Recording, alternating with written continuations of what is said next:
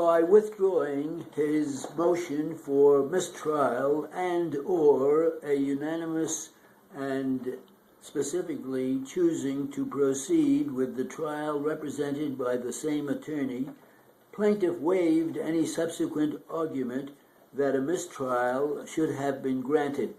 In any event, were the issue properly preserved, we would find it a proper exercise of discretion for a court not to accede to a request for a mistrial or continuance made after the completion of jury selection upon the ground that a party, although represented by the same law firm since the action's commencement some 7 years before, had suddenly and without explanation lost confidence in the attorney whose intention to try the matter had been made known to defendant's counsel, and presumably plaintiff more than a year in advance of the trial.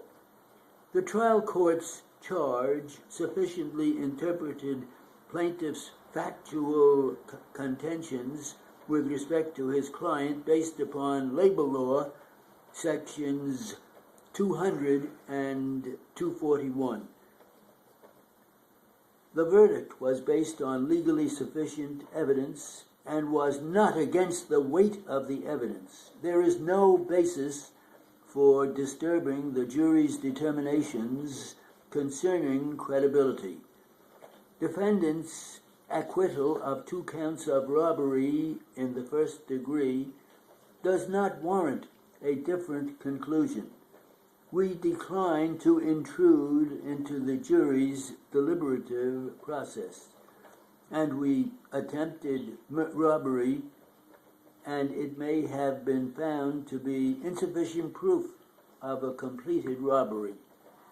Defendant never requested submission of criminal possession of a weapon in the 4th degree as a lesser included offense, and the record fails to support his claim that this issue should be treated as preserved.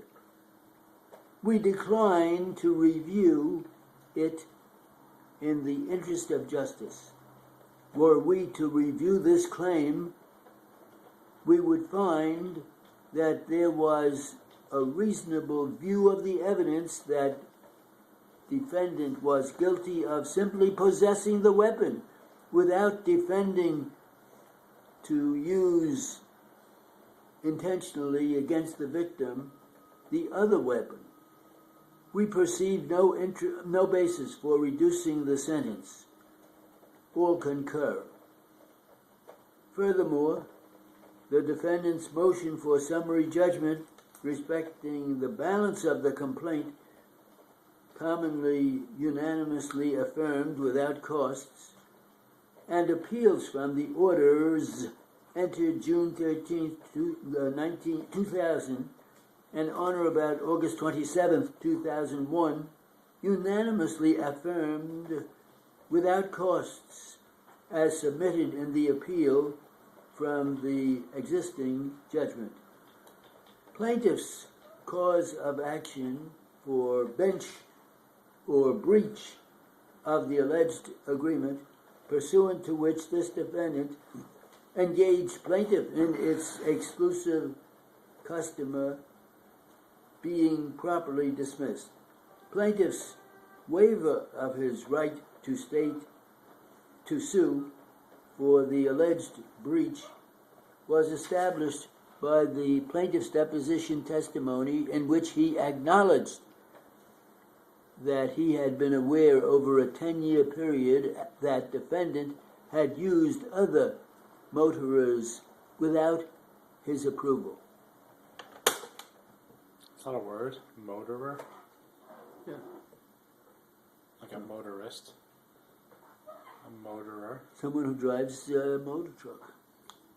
Can be a motorist or a motorer. How do you spell motorer? M-O-T-O-R-E-R.